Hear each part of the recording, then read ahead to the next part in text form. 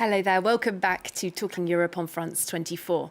Now, our interview guest today is the chair of the Human Rights Subcommittee at the European Parliament, an MEP from the Socialists and Democrats group and a former minister in her home country of Belgium. Maria Arena has spoken out about rights abuses within and outside the European Union, urging the EU institutions to use their trading leverage to push for change in partner states.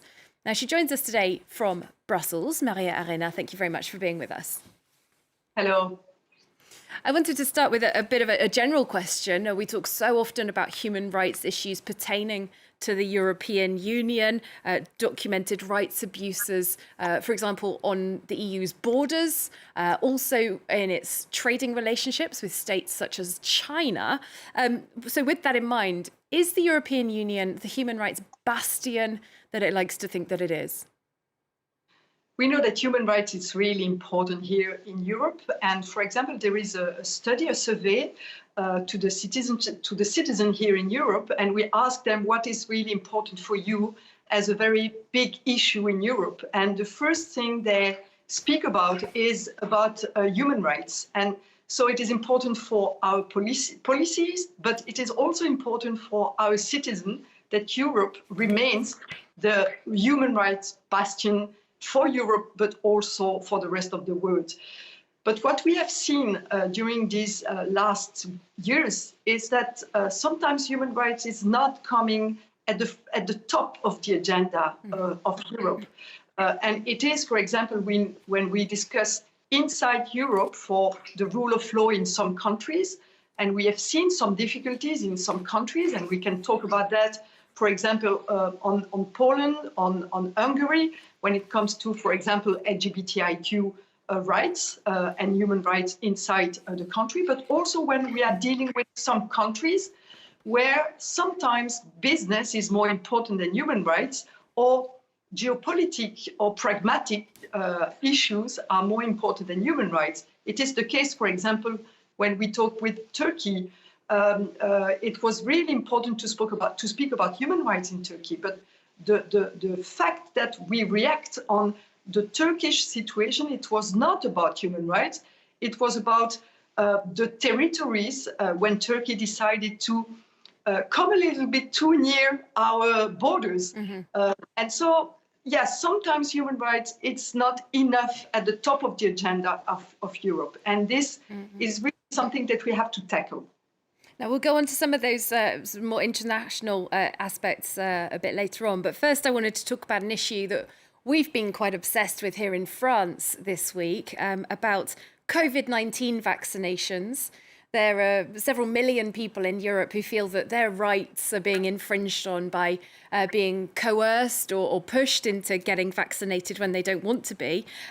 This week, President Macron said that he wanted to, quote, pee off the unvaccinated, to be polite. Was that a good way to approach this? No, I think it's really important to have a higher rate of vaccination in Europe, but not only in Europe. It is really important because it is to guarantee that we are not going back to a lockdown situation. And lockdown situation is a very breach of human rights in Europe and in other parts of the world. So it is important to have this higher rate of vaccination in Europe and elsewhere. But I think that we need to have transparency, to have consistency, and to have solidarity when we are speaking about this vaccination. And about transparency, it is important to use it to convince the ones that are not vaccinated for the moment that it is necessary for them, but also for the others, and also not to come back to this lockdown situation where the freedom of people were really limited. So it is really important to work on this. And I'm not sure that the strategy of Macron government is the right way of doing it for the moment. You mentioned as well about people elsewhere around the world getting access to vaccines. I know that you have joined other MEPs in calling for intellectual property rights, patents to be waived on vaccines so that they can be produced more widely, more cheaply around the world. The European Commission, though, has argued that a vaccine patent waiver isn't a silver bullet. There are lacking production facilities in lower income countries, for example, and they're pushing on with donations. But we are paying for solidarity for the rest of the world, but it doesn't really work. So it's difficult to have this amount of people being vaccinated. For example, in Africa, there is 7% of people being vaccinated in Africa. So it is not enough with the system that we have for the moment. So it is necessary to change it. And for me, it's really important to tell to the pharma business that we are not in a classic situation for the moment. It is a global pandemic situation. And so it is necessary to have a specific answer to this. And for me, to have this waiver is a way of having more access to the vaccine. Not the only one, but I think that we have to guarantee that these countries or the Western countries have not to pay this money to the pharmaceutical sector to give the opportunity to the southern country and least developed country to have access to the vaccine. So for me, it is a temporary waiver that we need to have to guarantee that these countries can have access to vaccine, because there is no use of having 100% people in the Western world to be vaccinated and 7% in Africa, for example. It doesn't work.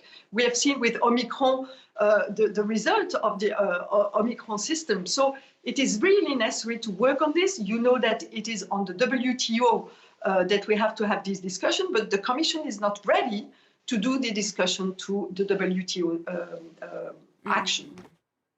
I'd like to talk about some immigration and human rights issues. We learned recently that in the year 2021, a record number of people went from France to England in irregular crossings, around 28,000 in total. This issue has been a cause of a lot of anger between London and Paris, and to some extent London and Brussels. The British say France isn't doing enough to police its borders. The French say the UK is asking too much and playing politics. Who's right in all this?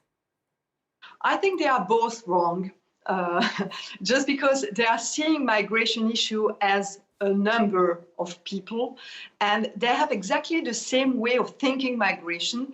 It is to build borders, to build walls around Europe or around UK.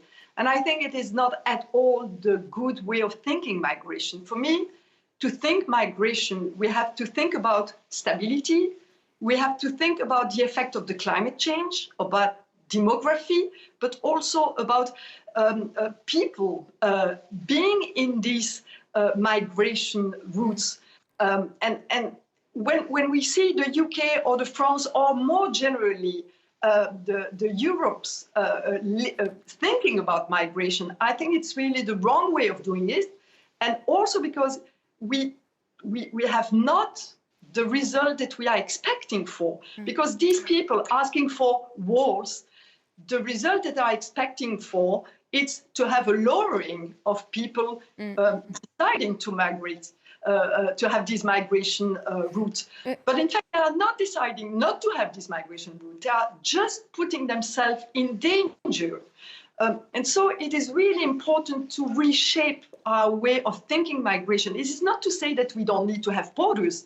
It is important to have a policy based not on the number to guarantee that there is a lowering of this number, but to have a policy that guarantees that we protect people, that they have this human rights protection, but also international convention for migration, and also to guarantee that we can give to people, European people, UK people, but also people in general, the capacity to have this mobility from different continents.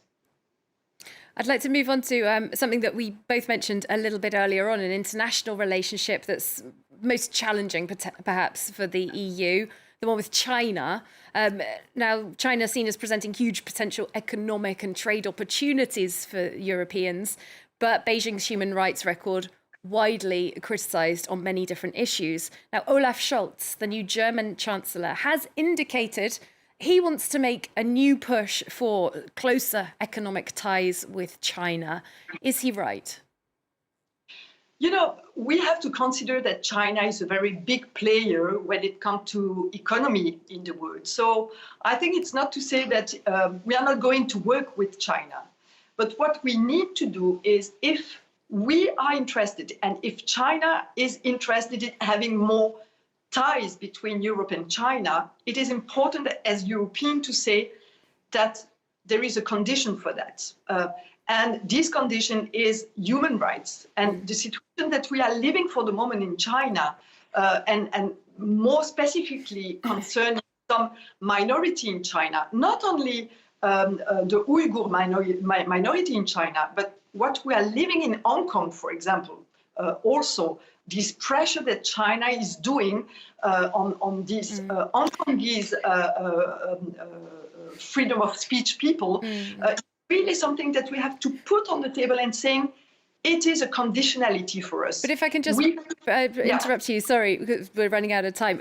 Of course, the argument would be that China has, a much stronger hand in this than the European Union. The European Union doesn't have its own strategic autonomy. We get so many of our goods from China. I think we have a lot of good from China. We have to guarantee our strategic economy, so to protect some sectors. But we also have to ask China to respect the standards that we have here in Europe. All right, a clear message to Beijing there. Thank you very much. Maria Arena, Chair of the European Parliament's Human Rights Subcommittee. Thank you. Thank you. And thanks to you for joining us for this programme as well. See you very soon on France 24.